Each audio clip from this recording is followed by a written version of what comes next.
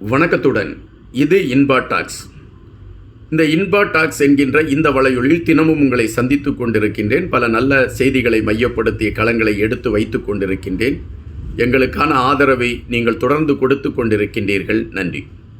இன்று தமிழகத்தில் மிக பிரதானமான நடந்த ஒரு விடயத்தை மையப்படுத்திய செய்தியை கையில் எடுத்துக்கொண்டு அது சார்ந்த ஒரு கருத்தை பதிவிடலாம் என்று நினைக்கின்றேன். இன்று விஜய் அவர்கள் ஒரு கோபத்தில் மிக காட்டமான ஒரு அறிக்கையை வெளியிட்டிருக்கின்றார்.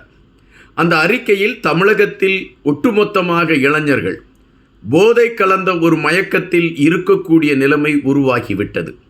இந்த அரசு இனிமேல் உள்ள காலங்களிலாவது, அதாவது அவர்களுடைய ஆட்சி காலம் இன்னும் ஒரு 4-5 மாதங்கள் இருக்கின்றது. இந்த 5 மாதங்களாவது இந்த இளைஞர்கள் மது பழக்கத்திலும் போதை பழக்கத்திலும் இல்லாத ஒரு நிலையை உருவாக்க வேண்டும் என்கின்ற ஒரு அறிக்கையை மிக கோபமாக அவர் வெளியிட்டிருக்கிறார். இந்த கோபத்திற்கான பின்னணி என்ன என்கின்ற கேள்விக்குள் நாம் போகின்ற பொழுது, திருவள்ளுவர் பகுதியில் நடந்த ஒரு விடயம்தான். சென்னை திருவள்ளுவர் பகுதியிலே ஒரு வடநாட்டு இளைஞரை 4 சிறுவர்கள், அதாவது 17 வயதிற்கு கீழ் உள்ளவர்களை சிறுவர்கள் என்று அழைப்பது மரபு. எனவே 17 வயதிற்கு கீழ் உள்ள 3 சிறுவர்களும் இன்னும் உடல் ஊனமுற்ற ஒருவரும் இணைந்து மது போதையில் அந்த வடநாட்டு இளைஞரை கடுமையாக தாக்கக்கூடிய ஒரு காட்சி ஊடகங்களில் அது பரவத் தொடங்கியது. எனவே தமிழ்நாட்டு கலாச்சாரமா இது என்கின்ற கேள்வி எழும்பத் தொடங்கின. பொது மக்களை பொறுத்தமட்டில் எப்பொழுதும் அவர்கள் தெளிவாக இருப்பார்கள். இந்த மாநிலத்தை சார்ந்தவர்கள் தாக்கப்பட்டால் நாம் பேச வேண்டும், அந்த மாநிலத்தை சார்ந்தவர்கள் தாக்கப்பட்டால் பேச வேண்டும் என்கின்ற நிலைப்பாட்டில் எல்லாம் மக்கள் இல்லை. ஒரு சராசரியாக ஒரு மனிதன் தாக்கப்பட்டால் ஒரு பார்வையாளராக எப்படி உறவாக அல்லது ஒரு உரிமையோடு எப்படி துடிக்க வேண்டுமோ அந்த துடிப்பு தமிழகத்தில் இருக்கக்கூடிய எல்லாரிடமும் இருக்கிறது. எனவே இந்த வடநாட்டு இளைஞன் தாக்கப்பட்ட விடயத்தில் ஒட்டுமொத்த தமிழகமே துடித்து நிற்கிறது என்பதுதான் நிஜம்.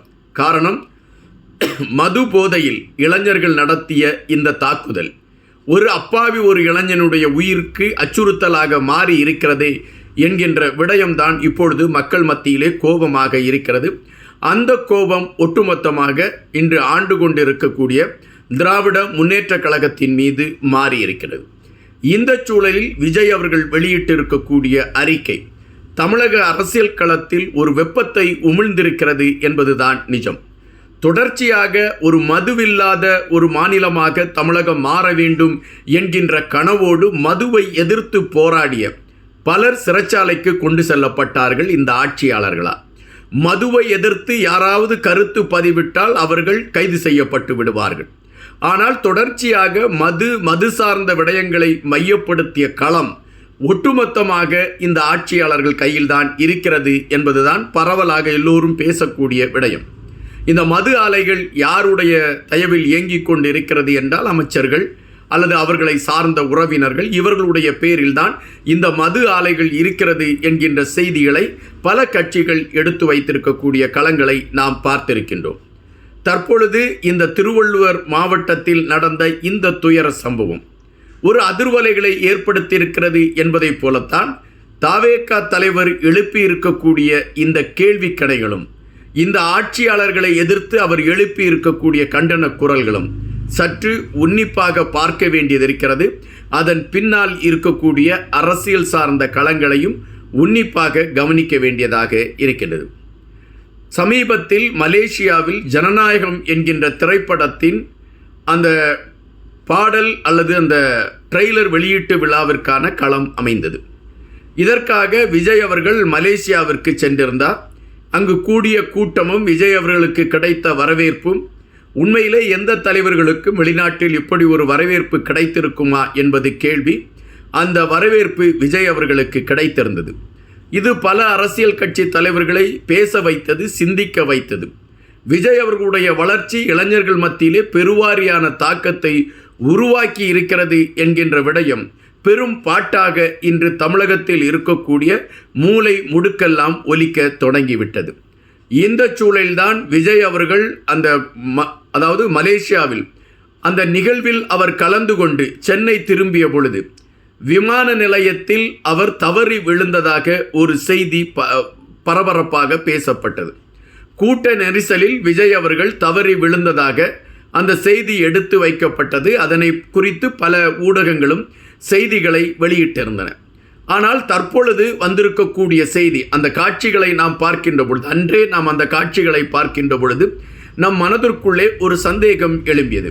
ஒரு தாடி வைத்த ஒரு நபர் விஜய் அவர்களை தொடர்ந்து பின்னால் வருகின்ற அந்த சூழலும், விஜய் அவர்கள் அந்த காரின் கதவருகில் வருகின்ற பொழுது அந்த நபர் தன் கையால் விஜய் அவர்களை தள்ளிவிடக்கூடிய ஒரு காட்சியும் அந்த காணொலியில் பதிவாகியிருந்ததை நம்மால் பார்க்க முடிந்தது.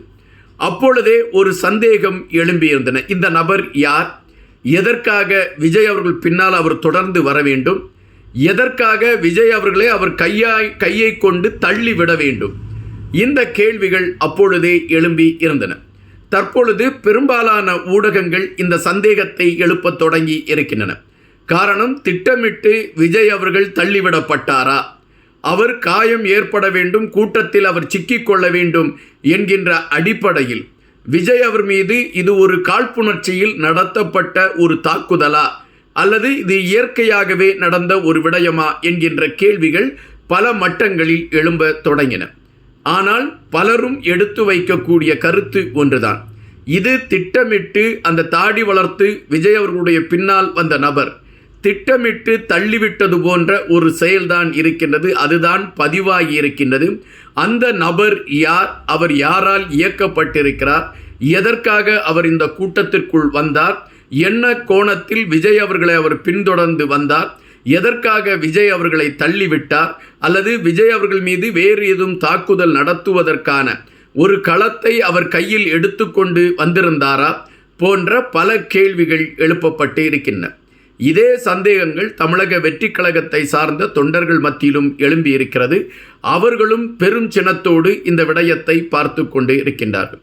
இந்த சூழலில்தான் திருவள்ளுவர் பகுதியில் 4 இளைஞர்கள் இணைந்து ஒரு வடநாட்டு மாநிலத்தை சார்ந்த ஒரு இளைஞனை தாக்கி இருக்கக்கூடிய விடயமும், அது சார்ந்த காணொலிகள் வெளியே பரவிக்கொண்டிருக்கக்கூடிய களங்களும் தமிழகத்தை எந்த கோணத்தில் பார்க்க வைக்கிறது என்கின்ற கேள்வி எழும்புகிறது.